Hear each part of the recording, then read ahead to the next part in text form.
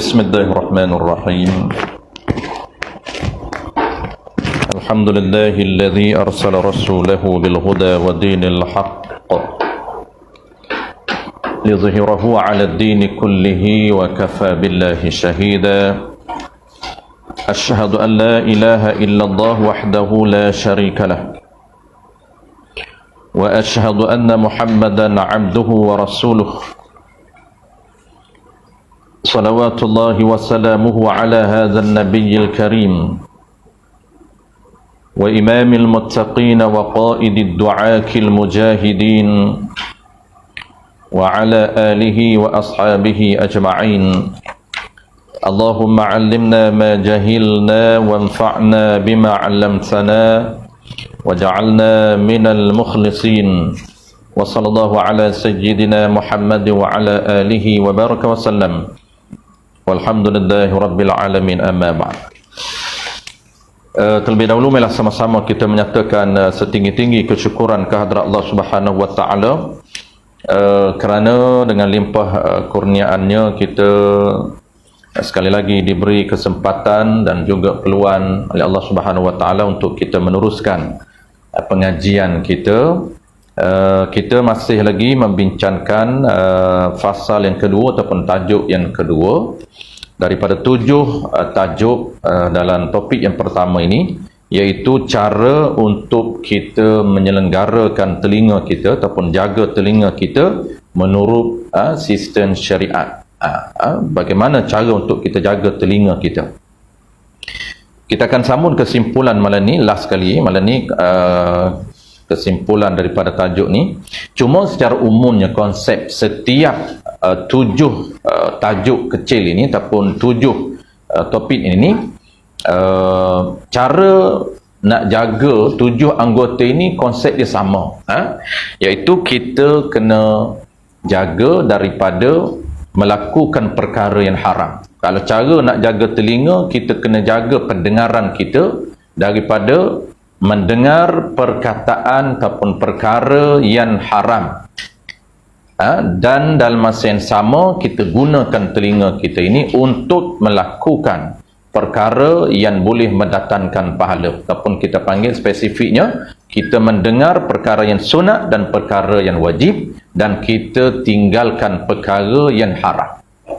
Cuma kita belajar ni sebab kita nak tahu senarai perkara yang haram kita dengar supaya kita boleh elakkan. Sebab cara nak jaga telinga tidak dibenarkan oleh Allah Ta'ala menggunakan telinga yang Allah beri pinjam kepada kita, sebab bukan milik kita. 7 anggota bukan milik kita. Kita hanya diberi amanah untuk jaga. Sebab tu kita tak boleh sesuka hati. Mata tak boleh tengok sesuka hati kita, telinga tak boleh dengar sesuka hati kita, tangan tak boleh guna sesuka hati, kaki tak boleh guna sesuka hati, dan perut tak boleh memasukkan sebaran makanan yang tidak dibenarkan oleh Allah Ta'ala. Kita akan belajar perut nanti, kalau masuk perut, makanan apa yang boleh masuk, makanan apa yang tidak dibenarkan masuk. Ini juga antara topik yang hilang. Orang tak belajar dah makanan-makanan yang halal dan makanan-makanan yang terbaik untuk badan kita. Paling kurang pun, paling kita fokus pun makanan yang halal. Makanan yang terbaik tidak dibincang hari ini. Sedangkan Imam Ghazali ini dah bincang lama dah. Perkara yang dibenarkan masuk ke dalam perut kita. Baik, kita akan tengok kesimpulan dia. Kita dah senarai perkara yang haram, ada 3 contoh, iaitu haram kita dengar dengan sebab mengumpat. Yang keduanya ialah pertama mengumpat, yang keduanya kazab, berdusta. Kedua-dua tu haram kita dengar. Yang ketiganya ialah mengadu domba, juga haram kita dengar. Bukan saja haram kita menggunakan lidah kita untuk mengumpat, dan bukan saja haram kita guna lidah kita untuk berdusta ataupun kazab, untuk menipu, tetapi mendengar pun haram juga.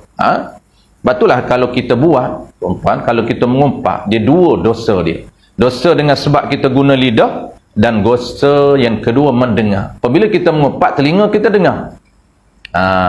Kita melakukan 2 perkara dalam satu masa. Lidah haram kita mengumpat, dan juga yang keduanya telinga dalam masa yang sama kita mendengar perkataan yang kita umpat itu. Baik. Muka surat 9, 9 kalau versi Jawi, versi Rumi saya tak pasti. Qala al-musannif rahimahullahu ta'ala, dan ketahui, kesimpulan dia, dan ketahui olehmu bahawasanya perkataan yang didengar itu seperti makanan. Ini kesimpulanlah selepas dia bincang senarai perkara yang haram untuk kita dengar. Nak kena jaga betul-betul, jangan dengar mengumpat, jangan kita dengar orang berdusta, jangan kita dengar orang mengadu domba ataupun batu api. Dan ketahui olehmu, jadi ketahui olehmu ni, dan hendaklah kamu tahu. Nak tahu ni salah satunya selalu kita sebut prosesnya mesti melalui jalan pembelajaran. Kena belajar baru tahu. Sebab ni selalu kita sebut tuan-puan, tahu ni, ilmu ni dia datang melalui dua cara. Dia panggil pertamanya cara kasbi. Kasbi ni dia panggil proses untuk tahu. Jadi proses untuk tahu ni ada dua. Pertamanya dia kena follow proses biasanya orang kita seperti biasa orang awam ni, iaitu melalui kasbi, berusaha mencari ilmu sehingga dia faham, sehingga dia tahu, dan dia beramal apa yang dia tahu, dia buat apa yang dia tahu. Kalaulah dia berusaha cari ilmu sehingga dia faham, sehingga dia tahu tapi tak buat, tak jadi juga. Itu proses pertama. Proses yang kedua dia panggil pertamanya kasbi, yang keduanya laduni. Laduni ni Allah campak dalam hati dia, Allah anugerah. Dia panggil anugerah. Allah anugerah dalam hati dia, tahu, faham. Dia belajar sikit saja. Ada yang ilmu laduni tak belajar langsung, tu bukan level kita.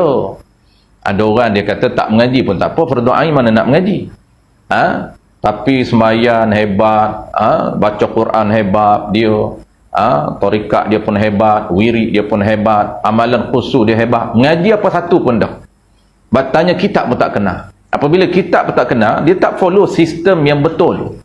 Sebab ulama kita create satu sistem untuk melahirkan produk yang terbaik. Maksud produk ni melahirkan Muslim yang perfect dan sempurna. Kita kena ikut sistem yang telah dihasilkan oleh ulama kita. Maksud apa? Sistem dia create kitab ataupun modul. Modul dalam 3 bidang ilmu ni kesemuanya ulama kita menghasilkan. Islam, iman, ihsan ini ulama kita siap branding. Dulu tidak ada, belum brand hasil nama fiqh, tidak ada nama tasawuf, tidak ada nama ilmu akidah, ilmu kalam, tidak ada. Selepas zaman salafus salih ini, barulah lahirnya nama. Ada namanya fiqh, ada nama tasawuf, ada namanya akidah. Dan setiap nama ini ulama tolong susun mengikut modul. Tolong susun modul mengikut level. Bermula daripada level asas, level pertengahan, level tinggi. Kita kena tahu, oh ini modul asas, mesti kita kena mula dengan asas. Jangan lompat terus ke modul tinggi. Ulama dah susun sistem cantik. Nak hasil result yang cantik, perfect, kita punya kepahaman kita, amalan kita cantik. Kalau kepahaman tak perfect, amalan akan fail. Ini orang tak faham sistem ni. Dia kena follow. Kadang-kadang kita tanya, kitab, pernah tak belajar kitab Penawar Bagi Hati? Dia kata, kitab belajar buat apa? Saya memang ahli dalam bidang tasawuf. Dia mengaku ahli. Saya memang ahli dalam tarikat. Dia mengaku ahli, pakar, tapi tak ikut sistem, tak kenal kitab. Macam mana dia boleh lompat terus kepada amalan? Sedangkan amalan asas dia, kitab ini nak melahirkan amalan dia hebat, kena follow sistem asas, kena baca kitab Penawar Bagi Hati, kena baca Sirrus Salikin, Minhajul Abidin. Ini wali Allah yang kumpul, bukan orang biasa macam kita. Siapa tak kenal Imam Ghazali yang mengarang kitab Ar-Arba'un, dan ulama Jawi kita, penulis ni tumpuan ulama Jawi, bukan orang Arab. Maka dia tolong terjemah kitab yang dihasilkan oleh Imam Ghazali. Nama dia Al-Arba'un. Lahirnya dalam bahasa Melayu tumpuan Penawar Bagi Hati. Tak tulislah Arba'un. Bertukar pula dengan teks asal. Ini diadaptasi, sinopsis daripada kitab Imam Ghazali. Maknanya kita telah follow sistem yang dihasilkan oleh Imam Ghazali. Sebab Imam Ghazali memang dia antara produk yang terbukti, orang panggil perfect dari segi amalan dia, Imam Ghazali. Walaupun kita tak sempat bertemu dengan Syekh Junaid Al-Baghdadi, tetapi orang kita kalau sebut Imam Ghazali dia kenal. Kalau sebut Junaid Al-Baghdadi mungkin dia tak apa kenal. Kalau orang tanya kita ilmu tasawuf, apa tokoh yang kita follow? Kita tak kenal Junaid Al-Baghdadi, tak apa, kita kenal Imam Ghazali, cukup. Kerana Imam Ghazali ni network dia bersambung dengan Imam Junaid Al-Baghdadi dan sampailah kepada para sahabat.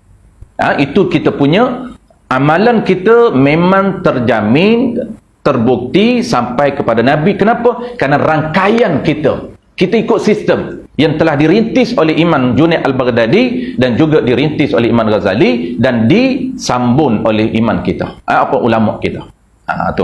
Jelas. Baik, dan ketahui olehmu, tu satu, ketahui olehmu ni, kalau tok guru kita dulu dia syarah ketahui olehmu ni memang setengah jam, kita tak boleh follow lah. Kalau kita nak syarah setengah jam memang dah mengaji sebulan sekali. Orang dulu mengaji tiap-tiap minggu. Saya di pondok dulu tuan-tuan, tiap-tiap minggu mengaji 2 tahun lebih habis. Kita ni 2 tahun setengah saya khatam di pondok 2 kali.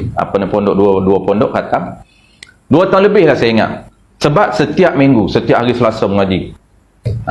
Tak apalah Tok Guru, syarah dan ketahui olehmu ayyuhas salik. Dia takrif apa makna salik. Dia hurai level salik pula. Dia hurai proses nak jadi salik. Tu kita kena tahu proses dia. Ketahui olehmu. Tu kita ringkas tuan-puan. Kita ambil, kita orang panggil apa? Kita cuba orang panggil, walaupun kita tak mampu belajar cara orang dulu, tapi kita cuba juga belajar sekadar kemampuan kita mengikut peradaan zaman kita. Jangan kita tinggal langsung. Dan ketahui olehmu, wajib kamu ketahui. Apa yang nak kena ketahui? Bahawasanya. Jadi wajib ketahui ni kena belajar, kena ikut proses. Proses pertamanya ialah berusaha cari ilmu sehingga faham. Cari ilmu itu ikut sistem. Jangan langkau kitab tinggi lagi. Jangan pergi lagi kitab Minhajul Abidin, penawar bagi hati dulu. Jangan pergi Sirus Salikin, penawar bagi hati dulu. Sirus Salikin dia dah ajar cara beramal. Sedangkan kita tak tahu lagi basic, tak tahu lagi mengumpat. Tak faham lagi apa dia mengumpat. Duk mengumpat hari-hari nak beramal macam mana? Mengumpat pun tak boleh tinggal. Kita kena faham mengumpat apa dia, nak tinggal mengumpat. Nak kena faham kazab, berdusta apa dia. Kadang-kadang duk berdusta hari-hari. Dia tak faham itu berdusta. Dia kata saya tak tipu. Klaim tak tipu pula tu. Saya tak mengumpat. Klaim tak mengumpat, tapi dia sedang mengumpat. Saya tak mengumpat, saya nak cerita betul. Dia tak tahu cerita betul kalau mengumpat. Cerita tak betul jadi menipu. Jadi Sirus Salikin ni dia dah beramal, nak masuk tandah dia ajar macam mana amalan masuk tandah. Ketika dalam tandah itu ada etika lebih daripada 20 lebih. Belajar kitab saya baca kitab Idaman Penutup, ada etika saya kumpul dalam kitab tu, dia tak sampai 27, tapi tambah dalam kitab lain hampir 27 ataupun 30 etika masuk tandah. Maksud apa? Maksud kita nak menghasilkan pahala dalam tandah. Dia fokus nak cari pahala. Tu panggil Sirus Salikin. Jadi kita nak tahu amalan untuk menghasilkan pahala, kena tahu juga perkara yang nak buat pahala melalui tinggal. Maksudnya nak meninggalkan perkara haram. Tinggal perkara haram itu juga cara untuk kita hasil pahala. Niat, kenapa tak mengumpat? Aku tak mengupatkan Allah Ta'ala. Ketika kita nak sebut kebaikan, keburukan orang, nak menyebut perkara yang tidak disukai oleh orang, niat, aku tahan lidah aku kerana Allah Ta'ala, dapat pahala. Dalam kitab penawar bagi dalam kitab Sulam Musibian, awal-awal dia cerita, niat meninggalkan perkara haram kerana Allah Ta'ala dapat pahala. Dia panggil pahala tak buat benda haram. Pahala buat benda wajib dapat pahala, perkara buat benda sunat dapat pahala, tinggal benda makruh dapat pahala, tinggal benda haram dapat pahala. Jadi cara kena tahu teknik menghasilkan pahala. Bahawasanya yang kita kena tahu, perkataan yang didengar itu seperti makanan. Seperti saja, bukanlah makanan. seperti ini dia panggil ada wajah syabah, ada persamaan. Seperti ini dari sudut apa? Dari sudut kebaikan dan kemudaratan. Kita makan makanan dapur, kita akan belajar akan datang. Kita akan belajar akan datang. Rupa ni Imam Ghazali sebut. Imam Ghazali ni pakar pemakanan. Orang kita bab makanan ni fair. Depan, main bedah je. Imam Ghazali dah cerita. InsyaAllah kita akan cerita basic ilmu pemakanan. Imam Ghazali sebut. Imam Ghazali ni detailnya pemakanan dia. Dia nampak futuristik. Apa maksud? Generasi. Kita tak ada anak lagi. Tapi dah kena tahu cara untuk melahirkan generasi yang soleh. Umur kita balik ni, kita dah kena ada, kena jaga dah. Untuk melahirkan generasi soleh, kena jaga mula kita balik lagi. Bukan jaga amalan soleh saja. Termasuk Imam Ghazali sebut pemakanan. Kenapa? Dia kerana generasi soleh ini, salah satu cara kita kena jaga pemakanan. Kenapa? Kerana orang panggil sperm kita, air mani kita lahir daripada pemakanan kita. Tu tengok ulama kita hebat. Sebab tu ulama kita dulu, dialah saintis dan dialah fuqaha. Ulama fiqh kita kebanyakannya dia adalah saintis. Cuma orang tak gelar jadi saintis. Kalaulah dia tak tahu sains, cuma tak adalah terminologi sains. Cuma dia cerita semuanya terma fiqh. Tetapi dari segi kajian dia itu ada persamaan dengan ahli sains. Tu. Okay, serupa dari segi dengan makanan dari sudut apa? Kebaikan dan juga kemudaratan. Setengah perkataan memberi manfaat dan setengah perkataan itu memberi mudarat. Sama dengan makanan. Makanan apa yang kita masuk dan perut kita ni, Nabi kata punca sakit kita adalah perut. Perut kita ni merupakan punca segala penyakit. Bahasa lainnya Nabi nak sebut makan itu merupakan salah satu punca penyakit kita. Jadi makanan yang kita masuk dalam badan kita adanya kemudarat, ada mudarat, adanya baik dan ada dia panggil penawar. Dialah trigger dan dialah juga menjadi booster kepada badan kita. Dan setengahnya penawar. Setengah makanan itu memberi manfaat dan setengah perkataan itu memberi mudarat. Dan setengah perkataan itu penawar. Mudarat ni dipanggil trigger lah. Ada makanan yang kita jadi trigger. Maksudnya kalau orang sakit, kita akan belajar akan datang. Orang kita ni dia tak perasan satu hukum dalam fiqh. Kalaulah dia tahulah dia makan tu dia akan sakit, darah dia akan naik, haram aridi dia makan. Kenapa? Kerana yakin mudarat. Tapi kalau tak yakin mudarat, harus kita makan. Makanan tu halal, tetapi dia memberi mudarat kepada kita, haram makan walaupun halal. Tu kita akan belajar ke datang. Dalam fiqh dia panggil haram aridi, bukan haram zati. Wudu ataupun orang panggil apa? Benda ni, nasi putih ataupun kita panggil contohlah kita ambil apa? Orang dah tinggi tak boleh makan. Kita ambil kan? Kita ambil kambing lah, contohlah kambing. Kalaulah dia makan kuantiti banyak, memudarat pada dia, haram dia makan kuantiti banyak. Dia kata tak apa, ubat ada. Tu je kita dipanggil minded ubat. Bukan wellness minded. Ulama kita ini dia ada wellness mindset. Ini para ulama kita hebat. Ilmu ni dia ada ditinggal. Saya pun sempat belajar dengan Tuan Guru Jici. Dia ada mengarang satu kitab. Sebab tu saya pun tahu panggil apa dulu pun memang tak tahu pun.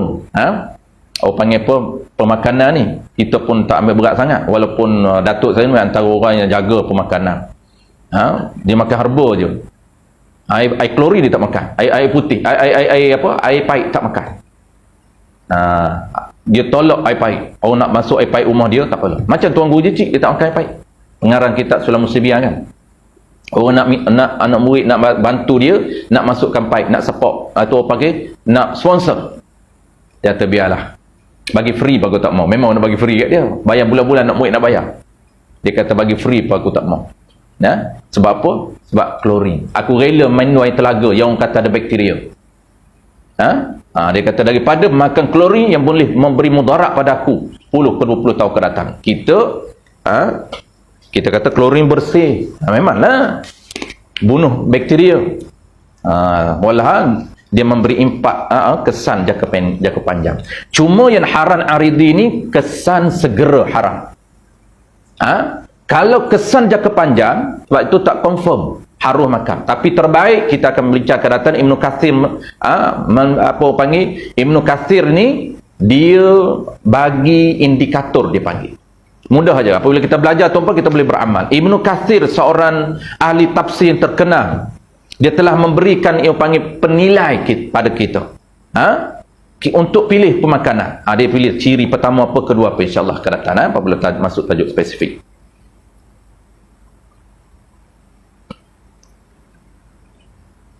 Dan terkadang ini dia nak samakan dengan perkataan kita dengar. Perkataan kita dengar sama juga. Ada perkataan kita dengar tu dia penawar kepada kita. Dan ada perkataan kita dengar dia menjadi trigger pada kita. Maksudnya dia bahaya, mudarat pada kita. Kita ingat sampai 20 tahun. Dia bahaya pada kita. Satunya dosa, yang kedua dia bahaya pada kita. Bukan dosa saja, bahaya. Dia beri kesan pada kita. Kita duk ingat lama dan dia mempengaruhi emosi kita dan mempengaruhi tindakan kita. Kenapa? Kerana perkataan jahat yang kita dengar. Sehingga boleh menimbulkan perbalahan. Itu dipanggil kesan jahat. Dia bukan rosak badan. Kalau makanan rosak badan kita, boleh jadi penyakit kolesterolnya, lemak dan hatinya. Itu badan. Dan terkadang berkekalan ia makanan di dalam perut beberapa hari. Dia nak tengok persamaan dengan perkataan. Dan terkadang berkekalan ia makanan di dalam perut beberapa hari, kemudian hilang ia makanan dengan makan pancahar. Itu pancahar. Dalam kurungan dia buat julat. Ini ubat orang dulu. Bukan picikit TO tu. Ubat ni kalau makan pancahar ni, julat ni, makan dia buang terus. Begok terus. Dia buang, dia kosong perut kita. Bukan nak suruh makan, ini bahaya. Cuma dulu dia hantam juga. Dia sembelik 3 hari tak membuang, maka dia makan ubat ni. Keluar habis, keluar terus. Nak cerita apa? Dia nak cerita makanan yang kita makan, walaupun dia tak buang segera, dia akan bertahan beberapa hari dan dia boleh keluar segera dengan makanan. Kita boleh keluarkan segera dengan kita makan satu benda. Kita makan benda, kalau hari ni yang sehat, kita makan bakteria baik. Kita makan makanan yang bakteria baik, dia akan buang semua. Cara nak selenggara usul kita, ulama ajar. Ulama ajar kita nak kena ambil makanan yang tinggi probiotik, makanan tinggi bakteria baik. Sebab usul kita dia perlu kepada bakteria baik lebih banyak daripada bakteria jahat. Apabila bakteria jahat banyak daripada bakteria baik, maka usus kita akan ada kesan, akan timbul kembung perut, akan berangin, akan timbul, akan memberi kesan kepada proses pencernaan dan penhadaman, dan juga akan bawa kepada sembelit. Kalau dia membuat hari dia tak sembelit, pencernaan okey, penhadaman okey, tapi bakteria tak okey. Sebab tu cara nak selenggara perut kita fokus kepada 2. Ni ilmu basic je tuan-puan. Kalau nak ilmu lebih, kena buat kelas pemakanan. Ibnu Katsir, kelas pemakanan. Saya dah buat rotua tuan-puan, banyak ilmu yang kita kongsi. Saya buat rotua bulan ni satu Malaysia, baru balik daripada Pantai Timur, lepas tu 2 hari lepas ke panggil Selatan. Yang kita talk selain daripada cara perniagaan dari Islam, yang kita baginya ialah pemakanan dalam, saya tak nak guna dalam agama sebab takut orang kata menjual agama. Sebenarnya pemakanan dalam agama, tapi kita just umum pemakanan sehat. Sebab kita combine apa? Kita combine pemakanan dan agama. Saya 2-3 tahun lepas tuan-tuan mula belajar ilmu nutrition. InsyaAllah kalau ada panjang umur, dapatlah diploma bahagian nutrition. Sekarang ini baru sijil. Habis semester 5 semester dapat sijil nutrition. Cuma nak sambung continue lagi ke diploma. Sebab saya nak tengok tuan-tuan, nutrition modern ni, sehat ni, ilmu pemakanan yang dianjurkan oleh KKM ni, sama tak dengan pemakanan yang kita belajar kitab. Rupanya tuan-puan tak lari pun. Bukan medik tu. Medik lain. Medik je ubat dia. Itu lain itu. Ni dah ilmu pemakanan sehat ni. Nutrition. Bukan medik. Dia panggil nutritionist. Bukan medik. Medik dia lain lah. Medik dia kena apa ubat. Farmasi pula lain. Tetapi untuk orang panggil apa tuan-tuan, untuk jaga orang panggil minded orang kita moden, maka kita nak bagi combinekan. Macam saya ni, saya combinekan 3. Pertamanya ialah nutrition dalam agama, yang keduanya nutrition sihat. Yang orang ini walaupun tak ada agama pun, dia orang non muslim pun okey, dia belajar ilmu makanan sihat. Yang ketiganya ialah ilmu perubatan, maksudnya medik ni, doktor. Sebab tu kami bergerak, ada doktor pun ada, nutrition pun ada, dan kita orang panggil dalam bidang agama. Sebab apa? Sebab dia boleh bersatu sebenarnya, dia ada persamaan. Tapi kena cara orang macam doktor ni, dia kena buang dulu dia punya tonggok-tonggok yang tak sama. Sebab dia orang doktor ni, dia ada prinsip-prinsip yang dia belajar yang tak boleh untuk nak terima. Tapi apabila dia buang tuan-tuan prinsip ini, dia boleh korbankan demi untuk kesihatan, dia boleh. Maknanya sebab kita dalam nutrition tuan-tuan, kita tak nak ubat hospital. Kenapa? Kerana dia sintetik, dia bahaya kepada buah pinggan, dia bahaya kepada liver hati kita. Kita tak nak. Apabila tak nak, doktor sedangkan dia cuba untuk suggest ubat kesihatan dia. Sebab tu dia kena belajar menerima pemakanan dalam agama. Barulah dia okey. Baik. Jadi dia nak cerita makanan yang kita makan, dia bertahan beberapa hari saja. Ada kalanya dia keluar segera. Tetapi pendengar kita, perkataan kita dengar, dia kekal selama-lama. Dia tak boleh keluar. Dia tak boleh kita nak lupakan. Kadang-kadang orang maki kita 20 tahun lepas, sampai hari ni kita ingat orang maki kita. Sampai tuan tu dah mati pun kita ingat lagi. Arwah ni pernah maki aku. Ingat kita. Tak boleh lupa perkataan kita dengar. Kita dengar umpatan orang. Kita dengar orang mengadu domba. Kita tukang dengar saja orang mengadu domba. Kita ingat.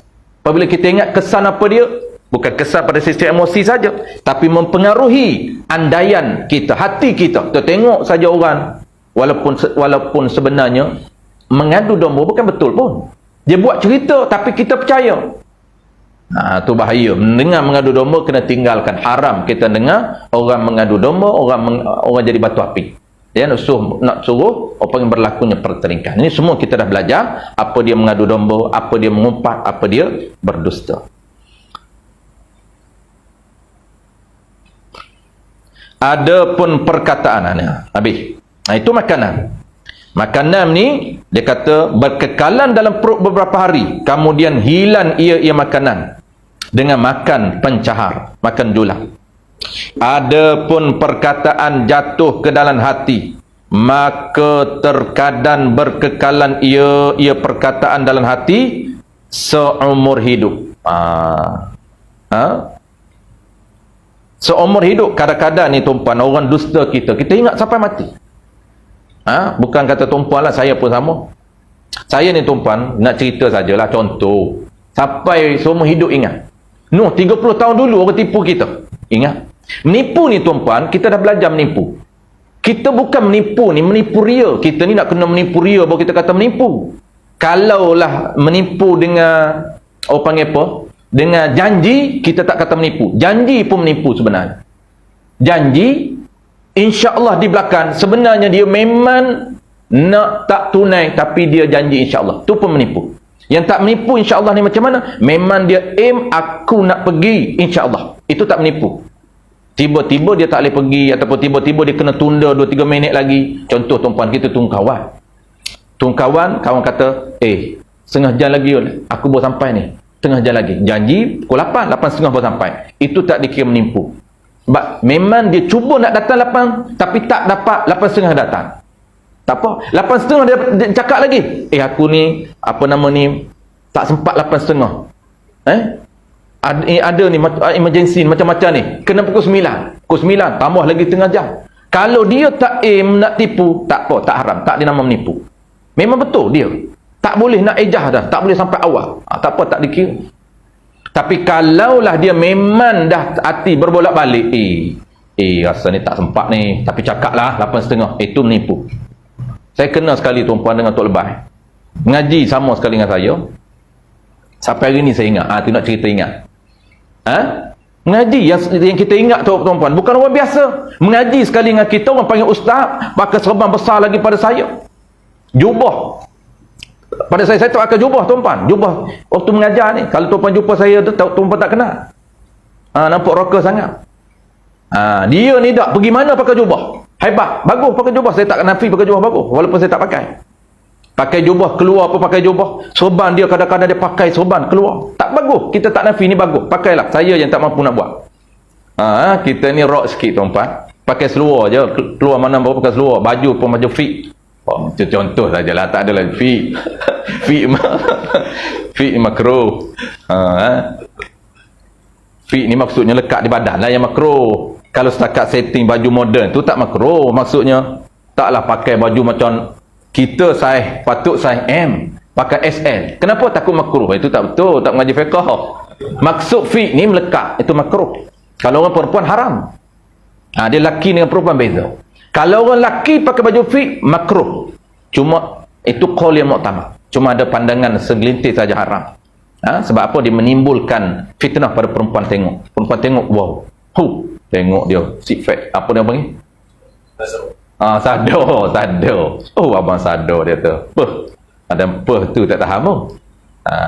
Tapi makruh walaupun kita tunjuk body sado. Kan orang ini pakai body fit tu nak tunjuk body lah sado. Gym tiap-tiap hari. Walau gym tak sihat tuan-puan. Kita tak boleh paksa badan kita. Dalam nutrition kita ajar. Nak sihat badan jangan paksa dia otot-otot kita. Tak cantik gym. Gym cantik keluar peluh. Tapi tak natural. Dan memaksa otot. Nak cantik secara natural je. Maksudnya buat pumping. Itu natural. Pumping. Baik. Ada satu deal dengan saya. Satu deal lah bisnes. Dia pun memang bisnes. Dia pun agak berjaya lah masa tu. Saya tu baru nak naik masa tu. Dia berjaya cepat. Kami satu pondok ni memang banyak pondok saya tu kaki bisnes semua. Dia berjaya lah awal. Maksud berjaya ni kita anggap berjaya lah. Berjaya ni subjektif. Definisi kejayaan ni subjektif. Bukan kena jadi jutawan baru berjaya. Tak. Jadi, tapi kita tengok bagi kita dia dah berjaya.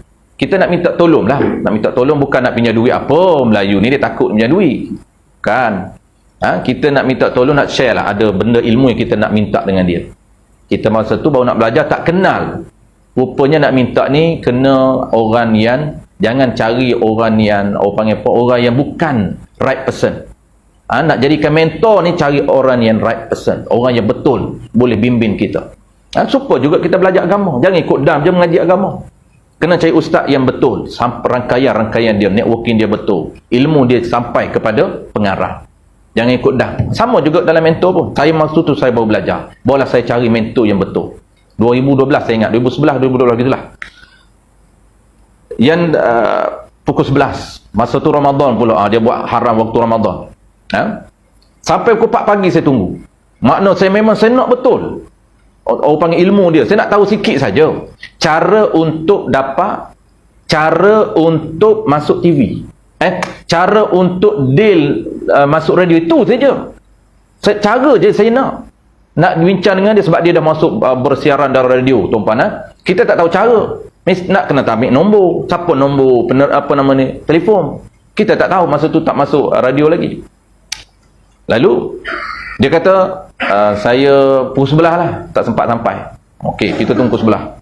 Setengah jam ataupun 15 minit dia apa? Dia kata pukul 12. Tak apa, sanggup tunggu pukul 12. Dia kata tak sempat sampai lagi lah. Saya dah tengah on the way ni. Boleh dah pukul 1 pagi. Apa? Tunggu pukul 1 pagi. Kemudian dia kata saya ni duduk sekian-sekian tempat ni. Mungkin tak sempat sampai 1 pagi. Boleh tak pukul 2? Tak apa, pukul 2 saya tunggu. Sampailah pukul 3. Sama dia ulang. Dia kata pukul 3 dah ni, lewat dah. Boleh tak kalau kita jumpa pukul 8 pagi esok? Maknanya saya dah tahu. Maknanya dia kencing saya daripada awal lagi. Nampak tak? Dia kencing daripada awal. Kalaulah orang betul-betul aim dia akan sampai tuan-puan daripada pukul 12, pukul 11 janji. Sampai pukul 4 pagi, bayangkan. Bukan jauh pun tempat tu. Saya tak nak cakap kat mana, bukan jauh pun. Pergi nombor tu 40 minit je tempat tu. Buat malam pula boleh pecuk. 30 minit je pecuk tempat. Tapi 4 jam dia ambil masa. Maknanya lebay ni memang geram betul lah. Lebay ni dia kecing saya daripada awal. Tak apa. Dia buat perkara haram daripada awal lagi. Dia aim daripada awal. Nampak tuan-puan? Kita orang belajar ingat syaitan lebih besar pangkat kacau kita. Ni orang belajar ni. Bukan orang tak belajar. Maknanya dia tahu perkara mengumpat tu haram. Dia tahu berdusta tu haram. Tapi dia tak mampu nak lawan. Untuk nak Nah, soal tak nak sharing, itu isu lain lah. Saya tak nak sebut pasal tu. Sebab tu saya kata, cari orang yang betul. Waktu tu baru Allah Ta'ala nak bagi saya satu ilmu, tuan-tuan. Saya dapat ilmu. Ilmu apa? Kalau nak ilmu yang betul dalam bisnes, jangan cari orang yang macam ni. Cari right person, mentor yang betul. Dia akan ajar kita siapa tu, walaupun free. Nampak? Kita nak dengan dia bukan nak ilmu apa pun, bukan nak strategi bisnes kembang cepat, bukan. Kita nak bagaimana cara nak masuk radio, bukan nak berhutang duit dah. Kita ada duit, tapi nak cari saluran macam mana nak masuk radio. Saya dapat kawan saya, rupanya kawan saya tu, saya tak perasan, dia yang bagi offer pada saya. Dia kata, Ustaz nak masuk radio, saya ada ni. Tengok Allah Ta'ala bagi tu offer pada saya waktu tu, sehingga saya boleh bersiaran 2-3 tahun di radio Kedah FM. Alhamdulillah. Tapi Allah Ta'ala ajar apa, tuan-tuan? Pertamanya, tuan-tuan, kita nak kena cari orang yang betul walaupun dalam bisnes. Yang kedua, Allah nak ajar kita ujian sangat besar bagi orang-orang yang ada ilmu. Sebab apa? Belum tentu kita ada ilmu kita mampu buat. Kita tahu mengumpat haram, jangan, tuan-tuan. Boleh terbabah juga, mengumpat juga. Kita tahu berdusta haram, kona juga. Berapa ramai hari ni, tuan-tuan, kadang-kadang dia menggunakan nama kitab. Cek dan kitab tak ada sebut pun. Nampak? Itu dusta. Ustaz berdusta. Qala al-musannif rahimahullah, kata pengarang sekian-sekian, kita buka tak ada pun. Nampak tak? Itu berdusta. Untuk meyakinkan orang. Tu tak kira lagi dia cerita dia mengaji dengan siapa-siapa. Saya pernah mengaji dengan ustaz ni, ustaz ni. Dia tak mengaji pun. Nampak tak? Klaim dia mengaji, klaim nak murid. Ini semuanya, tuan-tuan, inilah dia akhir zaman. Orang yang bertaitan agama, bercakap di pentas agama, menggunakan modal agama, tapi dia sendiri orang panggil apa, tuan-tuan, melakukan perkara haram. Nampak? Bahaya, tuan-tuan. Hari ni kita takut fitnah akhir zaman. Memang nak ilmu tu mudah, tapi ingat cabaran tu ada. Ilmu tu mudah, buka YouTube dah ada ilmu dah. Ustaz ni pun mengajar, ustaz ni pun mengajar, ustaz ni pun mengajar. Tapi kita nak kena ada ilmu untuk menyaring dan memilih ustaz mana yang betul. Semua dakwah pakai pun semua hebat-hebat pakaian. Kita pun takut tengok. Sebab tu tok guru saya dulu, tuan-tuan. Bukan saya tak nak suruh tuan-tuan pakai serban, pakailah, bagus. Tapi tok guru saya, Tuan Guru Jecik ni, dia torik dia, style dia. Dia bukan style macam ulama besar. Tapi dia Masya Allah hebat, tuan. Bacalah kitab-kitab dia. Puluhan kitab dia karang. Yang popular tu Sulan Sibian, apa nama Paku Iman. Itu yang popular. Yang tak popular, tuan-tuan, yang tak dibaca oleh anak murid dia. Puluhan kitab kecil. Ni, risalah-risalah kecil. Puluhan tajuk dia buat. Alim dia. Pak mazhab pula tu dia alim. Tetapi penampilan dia sangat-sangat humble, low profile. Apa yang dia ucap? Dia kata, jangan kita memperdayakan orang awam dengan pakaian agama. Dia tukuk marah. Kadang-kadang kita, tuan-tuan, pakai serban, pakai jubah di mana saja, serban pun besar. Orang percaya. Orang panggil kita mengajar. Orang tanya soalan, kita kelentung. Sebab kita tak ada ilmu. Hanya pandai pakai serban saja. Hanya pandai pakai jubah. Jubah murah je, pergi beli kedai. Ada duit boleh beli jubah. Serban, belajarlah. Buka YouTube boleh pakai serban. Walaupun tak ijazah mana-mana guru. Orang dulu pakai serban pun ijazah, tuan-tuan. Ijazah ni maknanya terima daripada guru. Bukan ilmu dalam kitab saja terima daripada guru. Pakai serban pun sanak-sanak. Bukan je terima apa nama ni ilmu ni saja. Kita ilmu ni pun mai ikut dam je ambil. Ambil dengan guru mana-mana, entah belajar mana pun kita tak pernah cek pun. Mana ada orang cek hari ni, ustaz belajar dengan siapa? Siapa guru ustaz? Kitab khatam, kitab mana? Mana ada orang AJK tanya? AJK tanya balik awal, ustaz. Kitab mana ustaz mengaji khatam? Saya nak mengaji. Tak ada. Kalau ada pun dia tipu. Ada juga AJK jenis tegah. Dia tipu. Oh, saya khatam kitab Musalli. Baca kitab Musalli. Tu dia. Habis, tuan-tuan. Ini ni dia pergi jauh pun tak apa, insya-Allah dia boleh khatam. Sebab dia tak panjang. Conclusion ni, kesimpulan dia pendek saja.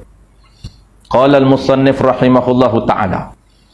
Maka terkadang berkekalan ia perkataan dan hati seumur hidup. Tu seumur hidup.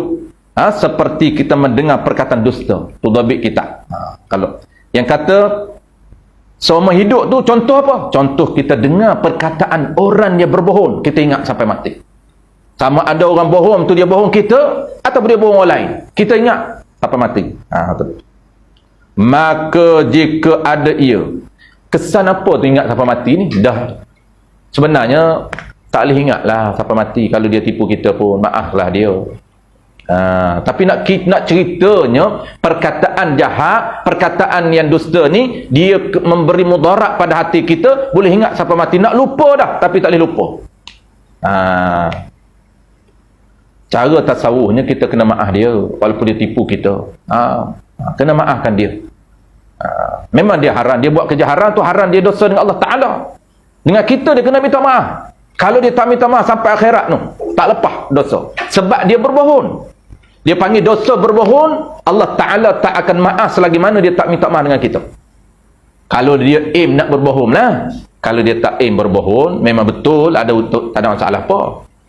Kalau memang betul pun main insya-Allah, insya-Allah, insya-Allah, tambah masa, insya-Allah, tambah masa, insya-Allah, tambah masa, sampai bila? Sampai lah tak jumpa pun.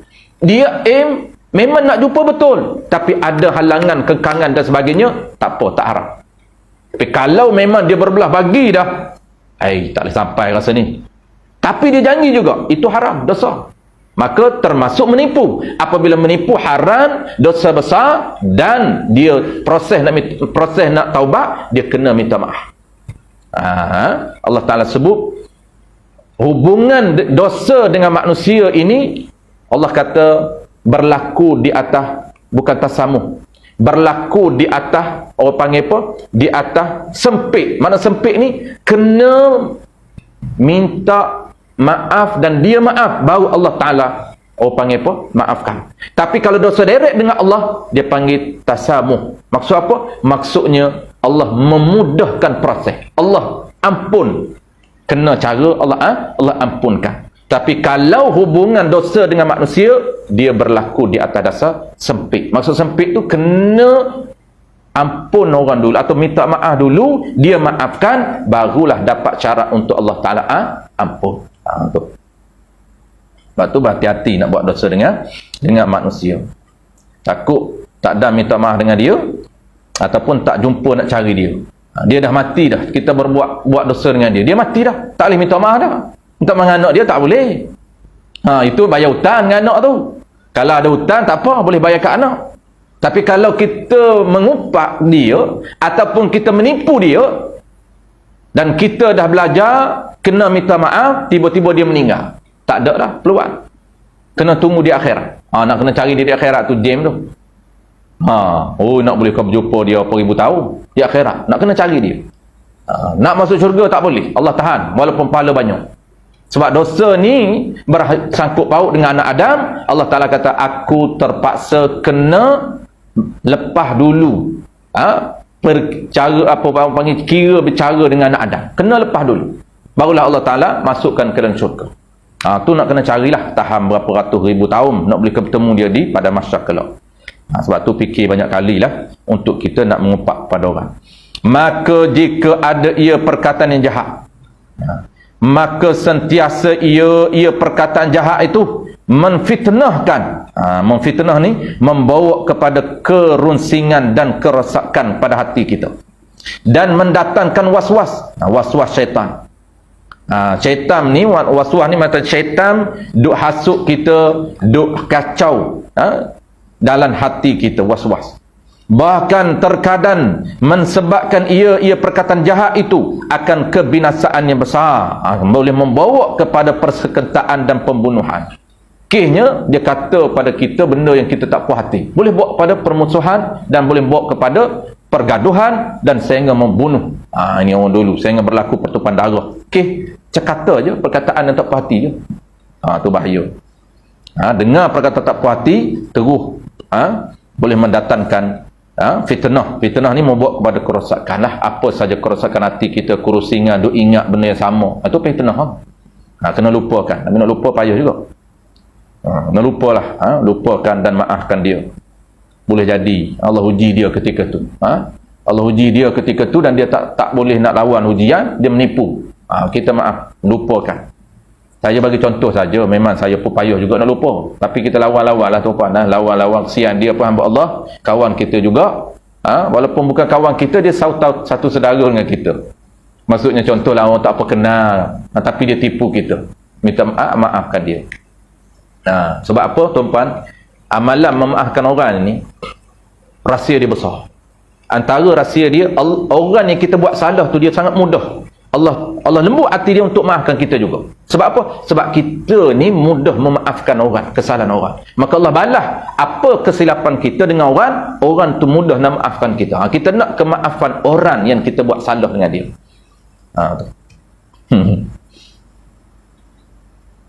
Ini ujian untuk orang yang ada ilmu. Maka hendaklah, ini wajib ni, bersungguh-sungguh orang yang berakal.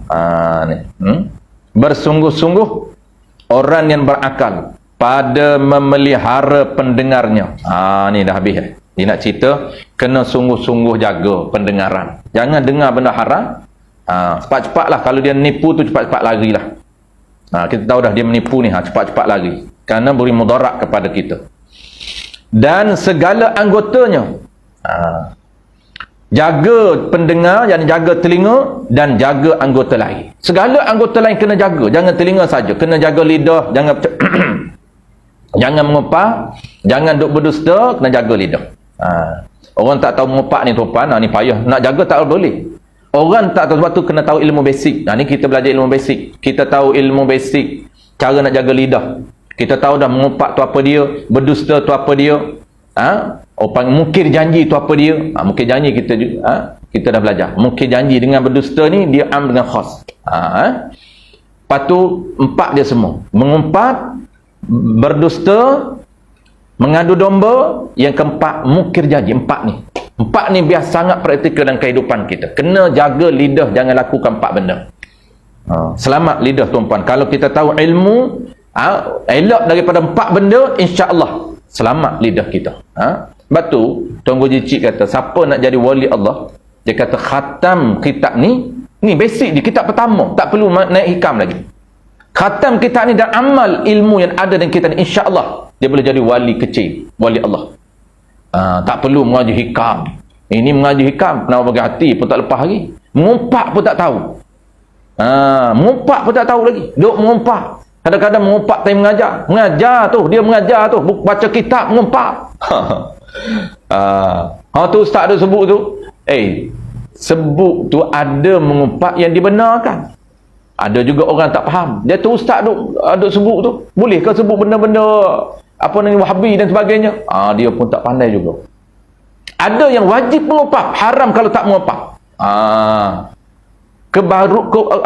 Contoh tuan-tuan, ada orang kata duk mengumpat tu dekat ustaz yang mengajar, ustaz kata ustaz ni mengajar tak betul, tak boleh, tu mengumpat.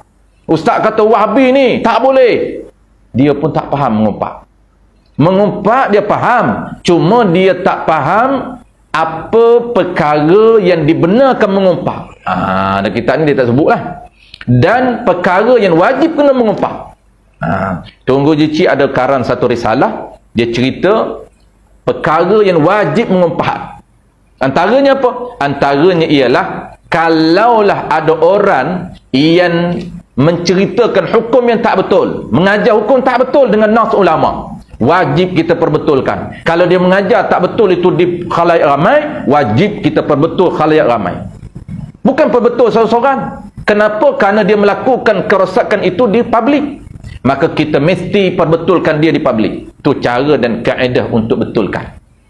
Tak masuk mengumpat. Ya, masuk mengumpat. Sebab kalau kita cerita perkara tu dia tak suka. Mengumpat tak? Ya mengumpat. Tapi mengumpat itu wajib. Kenapa? Kerana ini berkaitan dengan agama. Kerana dia merosakkan agama di khalayak ramai. Walaupun kita sebut nama dia boleh. Kita betul sebut nama pun boleh. Dikira tak dikira wajib kita sebut perkara yang dia buat tak betul di khalayak ramai. Betul.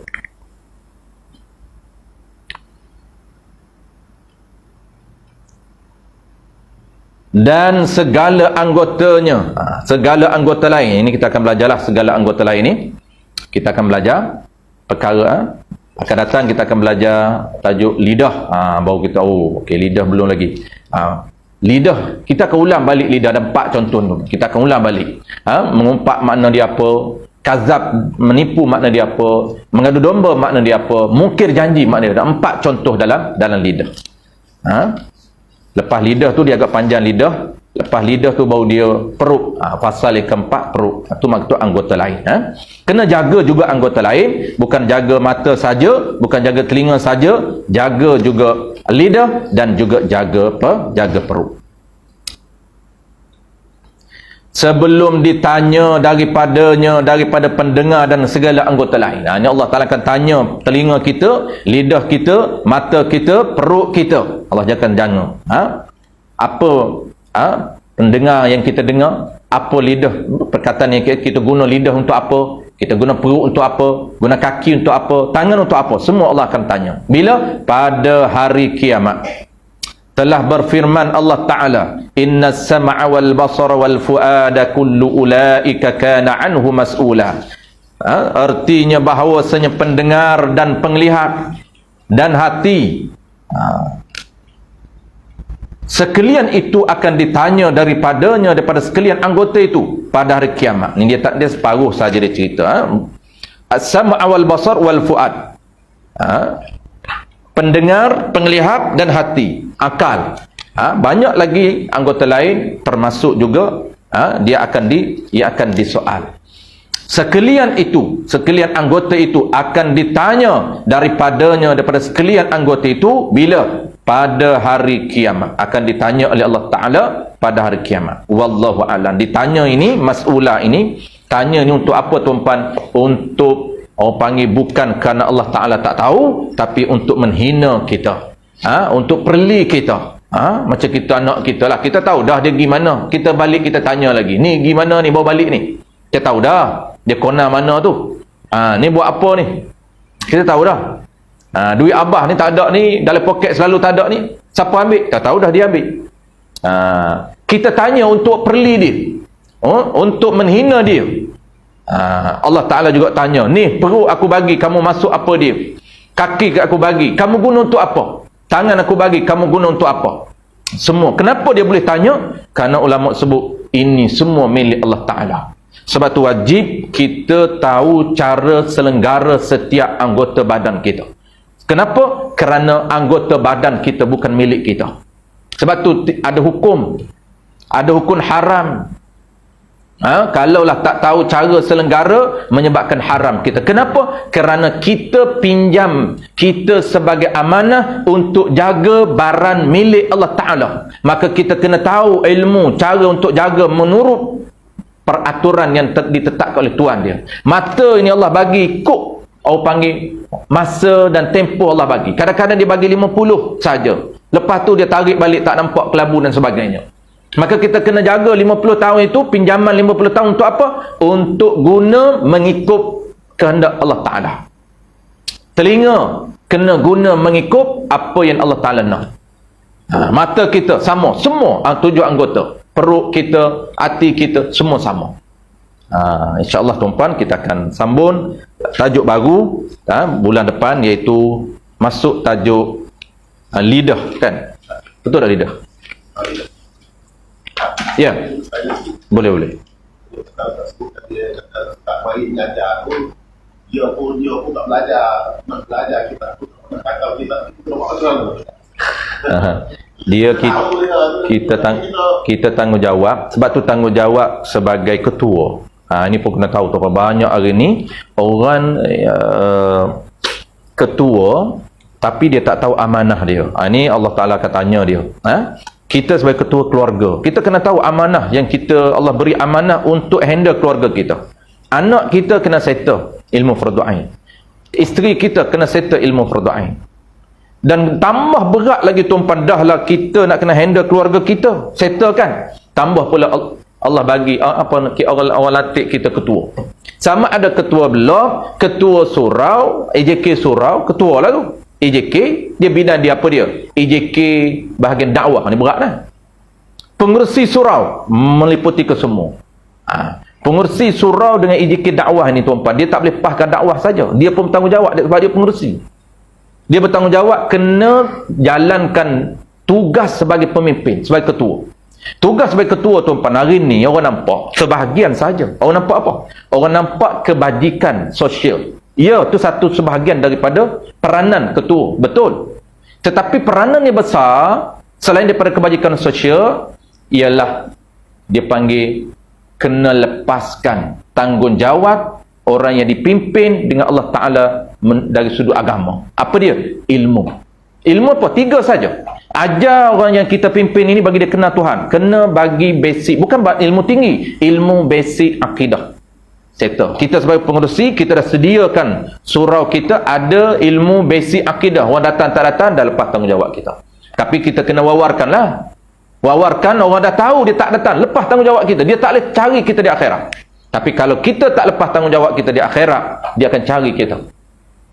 Yang kedua, kita sediakan ilmu basic kenal cara nak beribadat kepada Tuhan. Dia panggil fiqh. Kita ajar kitab basic saja, cara untuk kenal cara ibadat yang betul. Ibadat sembahyang yang betul lagu mana? Ibadat puasa yang betul lagu mana? Ibadat korban yang betul macam mana? Itu saja kita bagi. Lepas tanggungjawab kita. Dan ketiga, ilmu basic yang wajib kita ajar, iaitu ilmu tasawuf. Cara untuk orang pandai jaga anggota. Jaga telinga macam mana, jaga mata macam mana, jaga hati macam mana. Maksudnya, hati kita ni jangan bagi ada takabur, jangan bagi ada ego. Takabur ni bangga diri, ego. Nak kena buan tu. Mana nak buan dengan ilmu apa? Ilmu tasawuf. Kena tahu tips cara nak buan ego yang diajar oleh ulama kita. Dalam modul kita ni, tuan-tuan, dia ajar bagaimana nak buan ego, nak lawan dia, jangan bagi ada. Cara buan dia, tuan-tuan, lawan. Kita, setiap orang Allah buat ego, tapi nak lawan ego dan letak ego pada tempat yang tertentu. Ego kena ada tempat dia, takabur kena ada. Ini tempat yang patut takabur, dia tak takabur pun. Tempat yang tak boleh takabur, dia takabur. Ego perlu, tapi pada tempat dan situasi. Boleh riak pada tempat situasi. Ini riak pun tak tahu. Riak, tuan-tuan. Ada orang naik kereta besar, dia kata riak. Tak tahu nak apa riak. Tapi bercakap pandai. Tak tahu nak apa. Marah dia. Naik kereta besar tak boleh. Naik kereta buruk-buruk je. Ustaz jangan naik kereta besar, dia tahu. Tu dunia semua tu. Punya tak kredit. Tok Guru tu naik kereta buruk je. Tok Guru je cik hebat. Pakai driver. Hebat dia. Semua pergi mana driver pakai. Hebat lah tu. Kan driver. Ini kita nak suruh lekeh. Orang Islam lekeh. Ego pada tempat yang tertentu. Dengan non-Muslim, tuan, tak dibenarkan low profile. Kena ego. Tunjukkan kita hebat. Yang low profile ialah sama kita Muslim. Jangan nak tunjuk ego pada Muslim kita. Tapi dengan non-Muslim, ketika tu kena tunjuk hebat. Kena tunjuk kita izzah. Kena tunjuk kehebatan kita. Jangan duk tunduk. Duk apa nama tawaduk depan non-Muslim. Bukan. Yang tawaduk ialah depan Islam. Nak cakap hebat, nak angkat diri, non-Muslim boleh. Angkat diri kita. Oh, aku giam-giam. Oh, aku pakar. Sembang kemah. Kencam sembang kari je. Tak apalah dengan non-Muslim. Okey, itu cara dia. Jadi cara dia, abang Wan tanya macam mana cara kita nak buat. Kita lepaskan tanggungjawab kita. Kita dah sediakan platform, kita wawarkan. Jangan sedia saja, orang tak tahu. Wawarkan. Wawar tu ikut medium masing-masing lah, ikut kreativiti. Wawar cara WhatsApp-nya, wawar cara Facebook-nya, wawar cara mulut ke mulutnya. Kalau orang dulu pakai poster, tuan-tuan. Orang dulu pakai poster tahun 80-an. Saya antara pemanjat poster. Tok Guru nak mengajar, buh poster. Ceramah, buh poster. Naik pakat kerabat pokoknya. Menoloh apa nama ni, dada-dada ni. Punya pejuang Islam. Tanpa poster, ceramah tanpa poster. Tok Guru dulu.